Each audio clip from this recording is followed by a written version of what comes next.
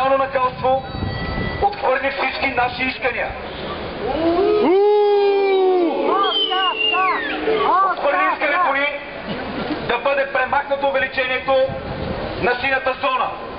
Отхвърли искането ни да падне данъка паркинг, данъка паркиране за всички паркиращи и живеещи в центъра на София.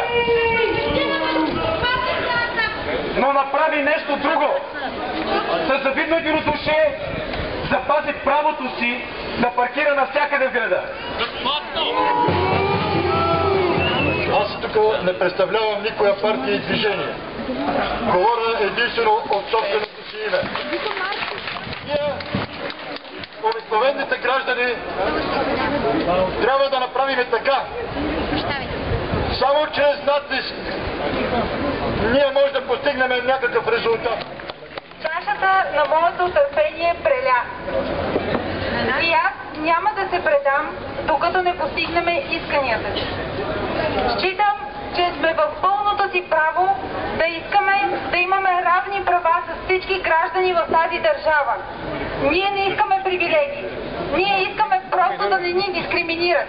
И ще се борим до край. Аз няма да се откажа и ви призовавам и вас да не се отказвате.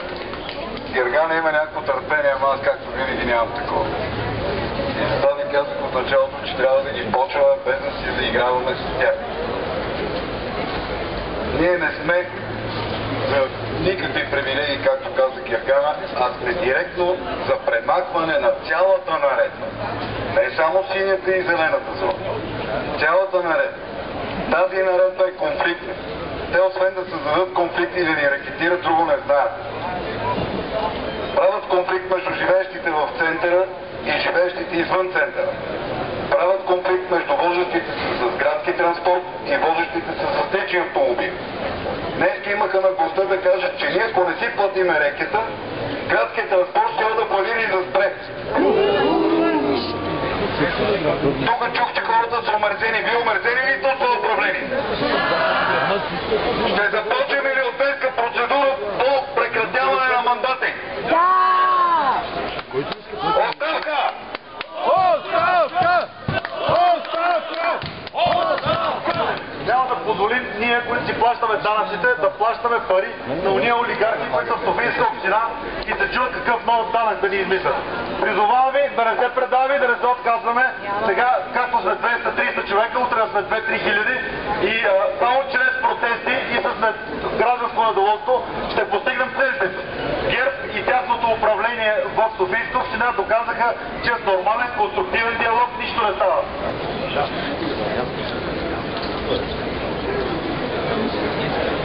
И така, уважаеми съйденици, време е за една кратка разходка по софийските улици. Ние, българските граждани, искаме нова философия на управление на София.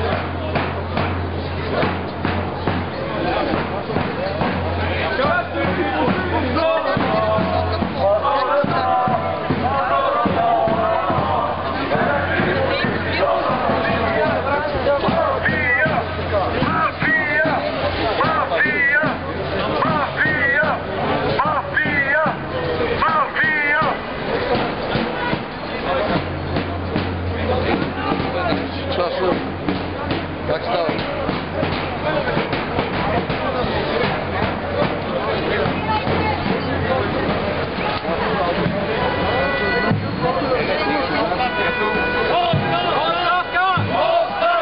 Добре.